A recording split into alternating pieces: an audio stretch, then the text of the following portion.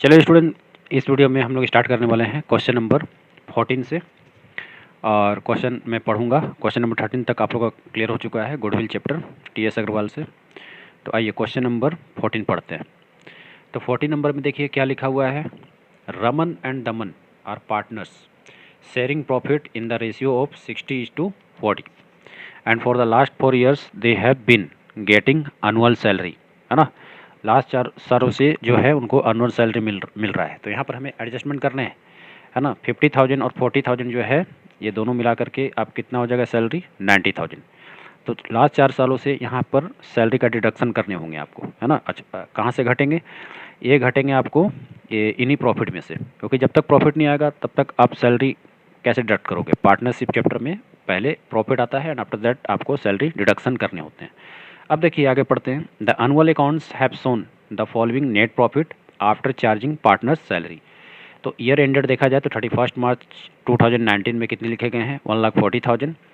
2020 में कितने लिखे गए हैं 1,01,000। 2021 में कितने लिखे गए हैं 1,30,000, है ना। तो ये सब क्या हो गए, ये सब सारे जो हैं नेट प्रॉफिट हो गए। तो इन्हीं नेट प्रॉफिट्स में से हमें ये सैलरी को डिडक्ट करने होंगे। अच्छा, कितने डिडक्ट करने होंगे, कैसे डिडक्ट करने होंगे? मैंने बताया 50,000 और 40,000 दोनों को जोड़ करके 90,000। तो इन्हीं को हमें माइनस करने पड़ेंगे, है ना।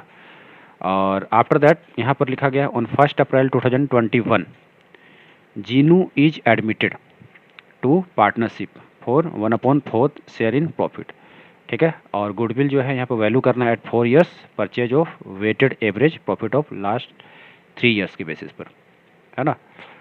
और यहाँ पर प्रॉफिट को वेट किया गया है 1 to 3 और साथ ही में लिख दिया गया है the greatest weight being given the last year. मतलब जो ग्रेटेस्ट वेट है वो लास्ट ईयर को देने हैं। मतलब 2021 को आपको ग्रेटेस्ट वेट 3 देना है, आफ्टर दैट 20 को आप दे देना 2 दे देना और उसके बाद 19 को दे देना। इस क्वेश्चन का कहने का मतलब यही हो गया।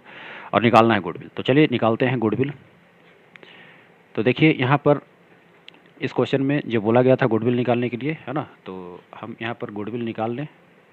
और देखिए यहाँ पर जैसे मैं बताते चलूँ वैसे से करते जाना है। सबसे पहले यहाँ पर हम लिख लें डेट को, जैसा कि पहले से हम इसी मेथड से लिखते आ रहे हैं। तो डेट सबसे पहले लिख लेंगे और ये डेट का कॉलम है और इसमें जो जो ईयर है उसे हम मेंशन कर लें।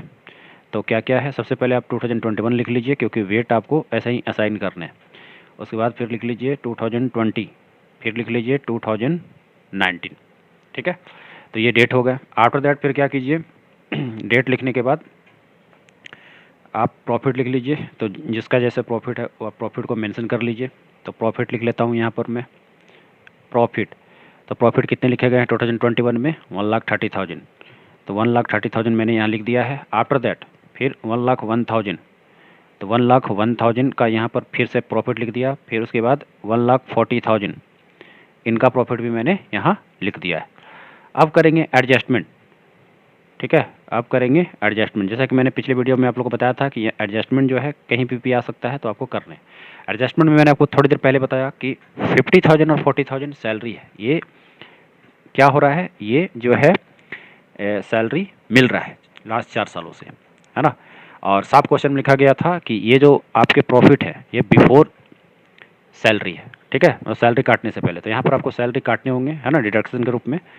तो 90,000 यहाँ से आप डिडक्ट कीजिए, फिर 90,000 फिर इस प्रॉफिट से कीजिए और फिर 90,000 फिर इस प्रॉफिट से। मतलब हर एक ईयर आपको ये डिडक्ट करने हैं।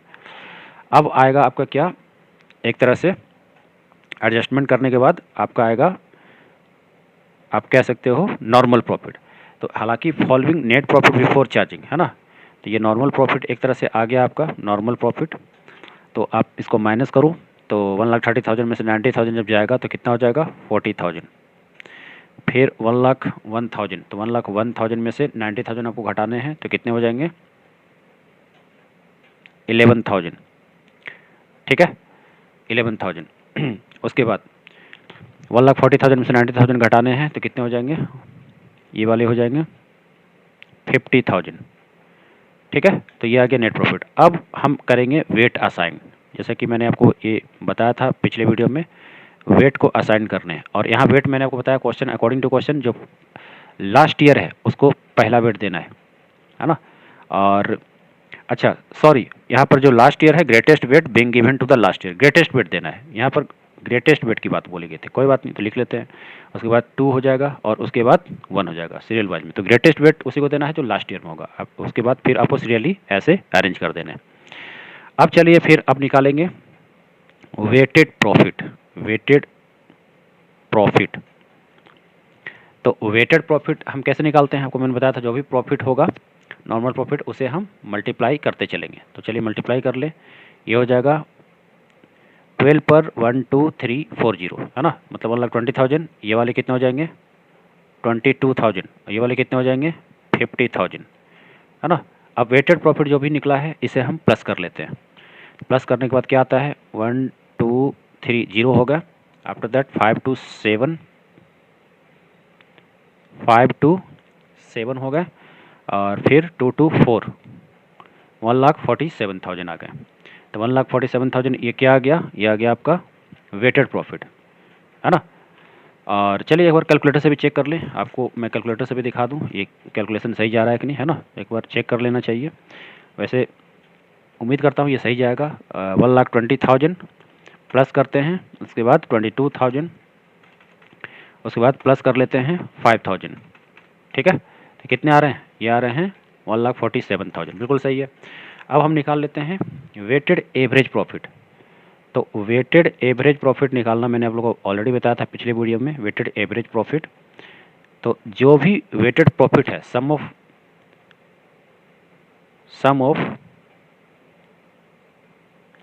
वेटेड प्रॉफिट जो आपने निकाले हैं है ना, तो उसको आप डिवाइड कर लीजिए वेटेड असाइन का सम से। तो ये कितना हो जाएगा 32516, ठीक है। तो 1,47,000 डिवाइडेड बाई 6 कर लेते हैं, कितना आ जाएगा चेक कर लेते हैं। 1,47,000 से हमें डिवाइड कर देने हैं कितने से 6 से, कितना आ जाएगा फाइनली 24,500। तो ये फाइनली आ गया 24,500। अब 24,500 ये अमाउंट आ गया। अब हम निकाल लेंगे गुडविल। अब हम यहाँ पर निकाल लेंगे गुडविल। तो गुडविल क्या होगा वेटेड एवरेज प्रॉफिट में, तो आप लिखेंगे वेटेड एवरेज प्रॉफिट।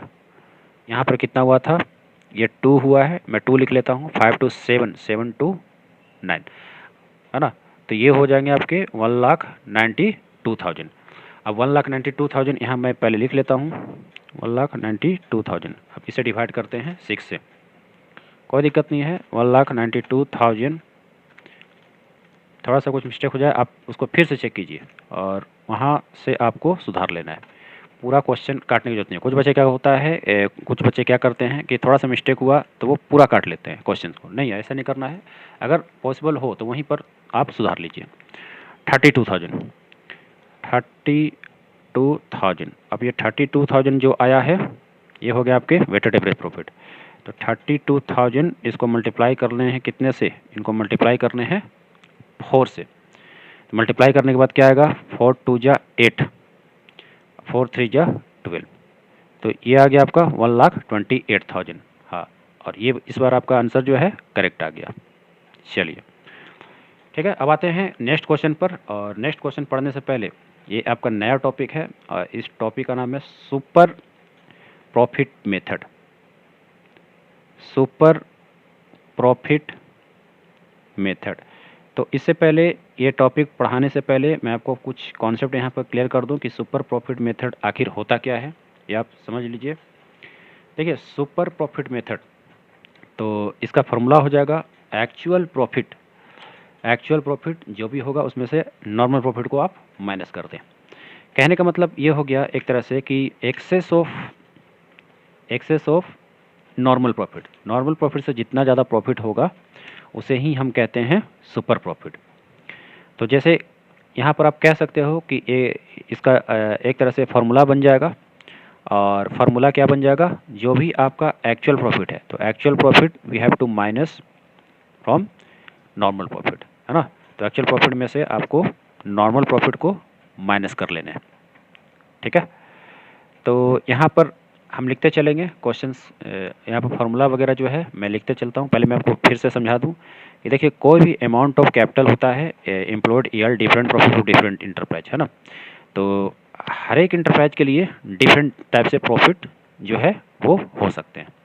और साथ ही साथ यहाँ पर मैं आपको बताते चलूँ कि नॉर्मल रिटर्न क्या होता है, that business earns profit as a percentage of capital employed. तो कैपिटल एम्प्लॉयड में से जो भी परसेंटेज, है ना, कोई भी बिजनेस प्राप्त करे उसे नॉर्मल रिटर्न कह देते हैं।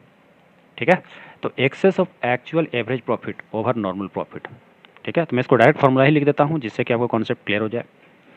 तो यहाँ पर सुपर प्रॉफिट, सुपर प्रॉफिट क्या हो जाएगा, एक्चुअल, या तो आप इसे एवरेज कहिए, एक्चुअल या एवरेज, एक्चुअल एवरेज प्रॉफिट में से आपको क्या कर लेना है, माइनस कर देना है।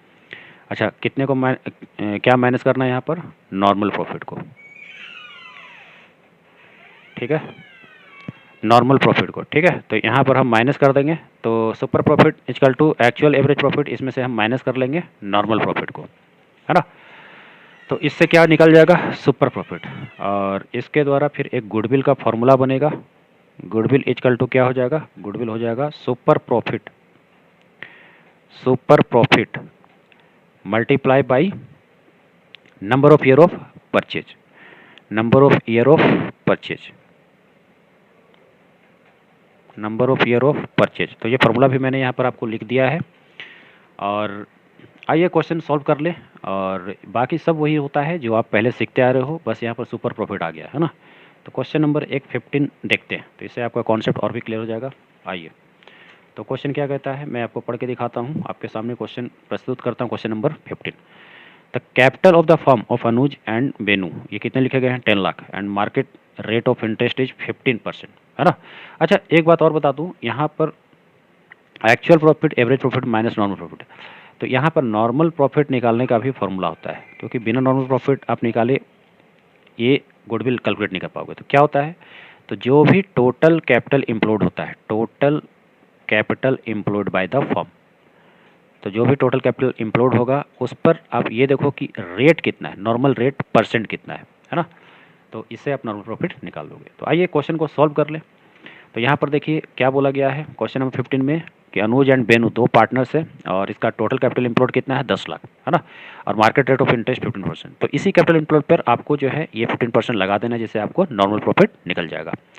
सैलरी दिया गया है 60,000, मतलब एक के द्वारा, तो मतलब 1,20,000 ये दोनों के द्वारा दिया जाएगा। इसका मतलब सैलरी को डिडक्ट करने होंगे। अच्छा, सैलरी को डिडक्ट किससे करने होंगे, ये जितने प्रॉफिट हैं 3 लाख हो गए, 3,60,000 और 4,20,000, तो ये सभी में से आपको सैलरी का डिडक्शन करना होगा। कितना, 1,20,000, 1,20,000 तीनों में से।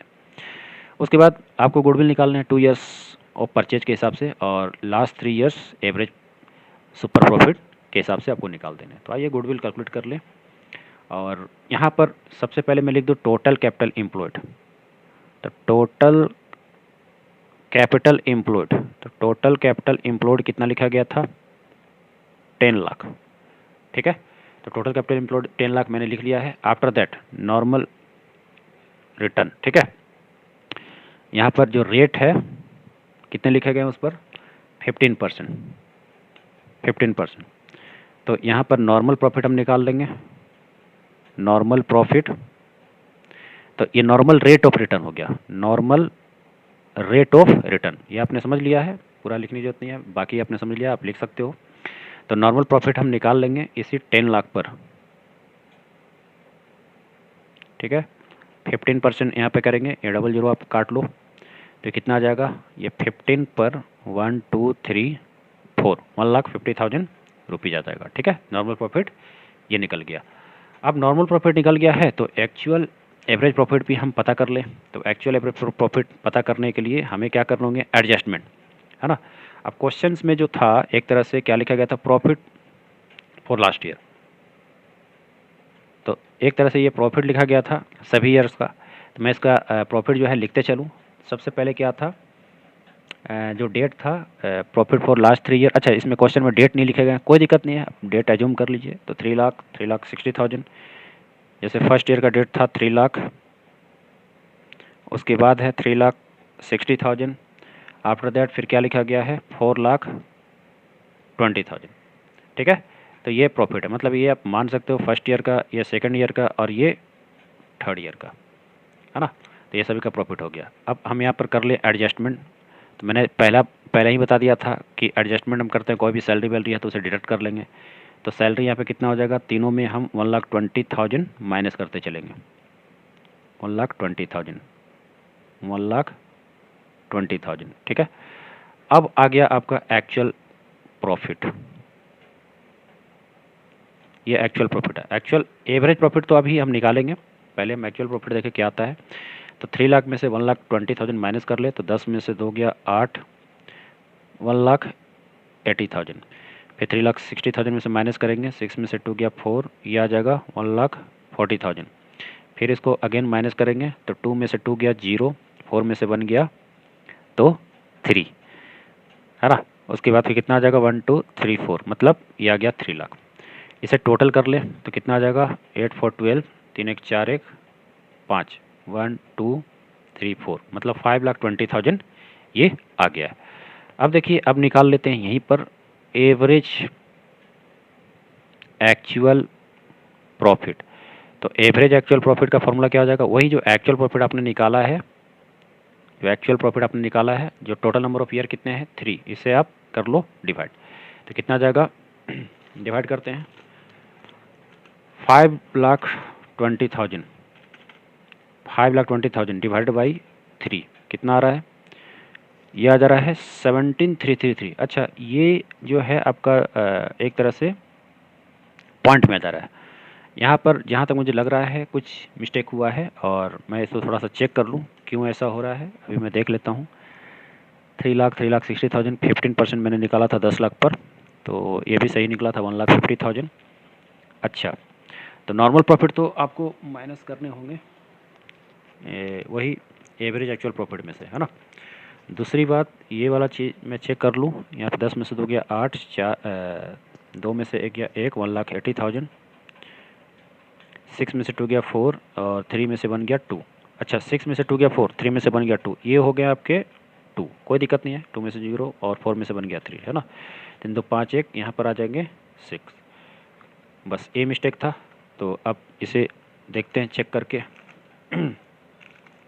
ये 3 लाख में से मैंने घटा था, 10 में से 2 गया 8, फिर से देख लेते हैं। 2 में से 1 गया 1, 6 में से 2 गया 4 और 3 में से 1 गया तो 2, ये 2 में से 2 गया 0, 4 में से 1 गया तो 3, ठीक है। 8 4 12, 3 2 5, 3 2 5 6 1 7 हो जाएगा यहाँ पर, है ना। कोई दिक्कत नहीं है, अगर कोई गलती हुई है तो वो सुधार लेंगे, है ना, रीचेक कर लेंगे। और ये फाइनली आपका निकल के आ गया। तो 3 2 जा 6, 3 4 जा 12, 1 2 3 4, ये आ गया आपकी एवरेज एक्चुअल प्रॉफिट। अब आपके गुडविल मैं यहाँ पर लिख देता हूँ। तो ये फाइनली गुडविल तो यहाँ निकाल ले सुपर प्रॉफिट। एक्चुअली मैंने यहाँ पर सुपर प्रॉफिट नहीं निकाला था, तो अब मैं इसको सुपर प्रॉफिट निकाल लूँ। तो ये क्या करेंगे, जो एक्चुअल एवरेज प्रॉफिट था जो मैंने आपको निकाल के दिखाया था 2,40,000, है ना। ये देखिए मैं दिखा रहा हूँ 2,40,000, और 2,40,000 ये जो निकला है एवरेज एक्चुअल प्रॉफिट, इसमें से हम माइनस कर लेंगे। फॉर्मूले में मैंने बताया था आपको, क्या था फॉर्मूला, सुपर प्रॉफिट। तो super profit is equal to actual average profit minus normal profit. Normal profit कितना आया हुआ था, नॉर्मल प्रॉफिट आया हुआ था 1,50,000। तो 1,50,000 में से ये माइनस कर लेंगे। ये वाला मिस्टेक है, ये आपको नहीं देखने हैं, यहाँ से आपको देखने हैं।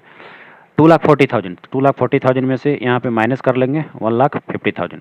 तो क्या निकल के आएगा, 14 में से 5 गया 9, ये आ गया आपका 90,000 रुपीज़। अब 90,000 रुपीज़ जो आ गया है, उसके बाद फिर हम निकाल लेते हैं गुडविल, ठीक है। तो गुडविल क्या हो जाएगा, गुडविल हो जाएगा super profit, super profit into number of year of purchase, जो कि 2 साल का था।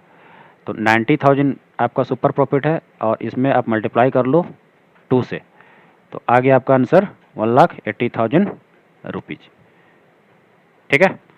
अच्छा, ये गुडविल मैं डायरेक्ट निकाल रहा था उसी एक तरह से कह सकते हो एक्चुअल प्रॉफिट पर, है ना। तो एक्चुअल प्रॉफिट तो आपको नहीं निकालना है ना। तो इसलिए मैंने फिर ध्यान दिया, पीछे ये फार्मूला मैंने आपको बताया था, और यहाँ पर मैंने आपका ये सही कर दिया है, ठीक है। तो आई होप ये आपको क्लियर हो गया होगा, और मिलते हैं नेक्स्ट वीडियो में नेक्स्ट क्वेश्चन के साथ। Thank you.